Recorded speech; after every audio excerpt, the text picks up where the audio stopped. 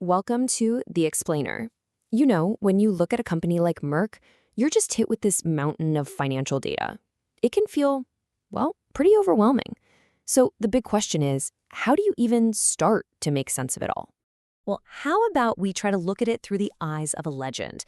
We're going to borrow a simplified framework from one of the greatest investors ever, Warren Buffett, and use it to investigate Merck, that's ticker MRK, and see if it looks like the kind of company he'd find interesting.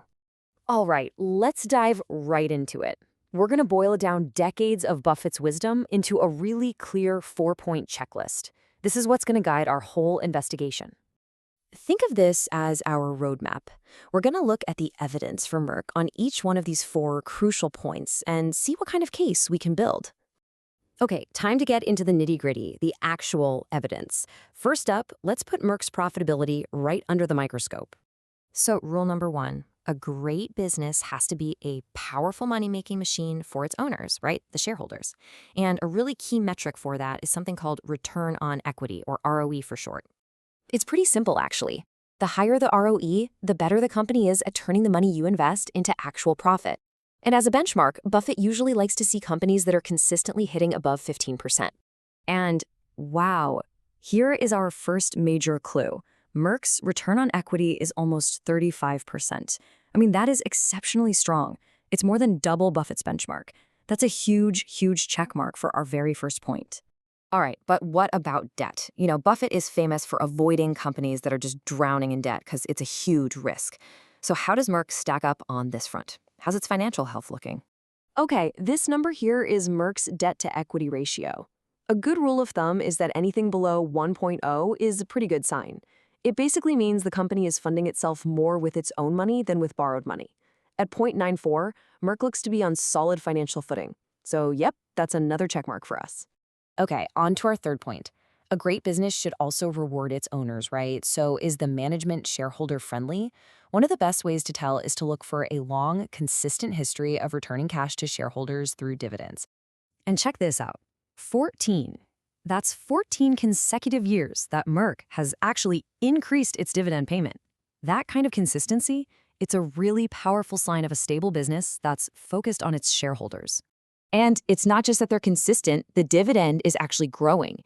You can see here Merck has been bunking up its dividend by an average of over 6% a year for the last 5 years. I mean, so far Merck is ticking all the boxes. It's looking like a really high-quality company. Okay, so we've pretty much established that Merck looks like a great business. But, and this is a huge but, even the absolute best company in the world can be a terrible investment if you pay too much for it. And that brings us to our final and maybe most crucial question. The key principle for Buffett here is something he calls margin of safety. The easiest way to think about it is like getting a discount when you're shopping. You want to buy a dollar's worth of a business for, say, 50 cents. That discount, that's your margin of safety. It's what protects you, just in case your calculations are a little bit off. So based on a pretty standard financial model, it's called a discounted cash flow analysis in our source data, this is the calculated fair value for a single share of Merck. To put it simply, this is what the business is estimated to be worth. So if that's what it's worth, the million-dollar question is, what is the market actually asking us to pay for it today? And there it is. That was Merck's last closing price. As you can see, pretty clearly, the market price is significantly higher than the fair value we just calculated. And this really illustrates the final verdict from our data. Instead of getting that discount, that margin of safety we were looking for, the stock is trading at a premium of nearly 32%. So from a Buffett perspective, there is simply no margin of safety here at all. So after all that, what did our little investigation uncover? Let's quickly summarize the case file on Merck. Let's run through our checklist one last time. Strong profitability? Check. Manageable debt? Check. Shareholder friendly? Absolutely check. But no margin of safety?